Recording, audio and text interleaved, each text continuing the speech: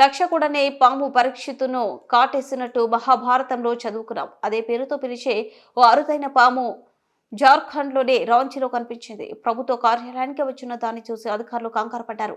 అంతరించిపోతున్న పాముల జాబితాలో ఉన్న తక్షక నాగు చెట్లపై నివసిస్తున్నట్టుంది. చెట్ల మీద నుంచి చెట్ల మీదకు గాల్లోనే 100 అడుగుల వరకు ప్రయాణించగలదు. 100 ఏళ్లు బతుకుతుందనేది ఉత్తరాది గ్రామాల ఓ నమ్మకం.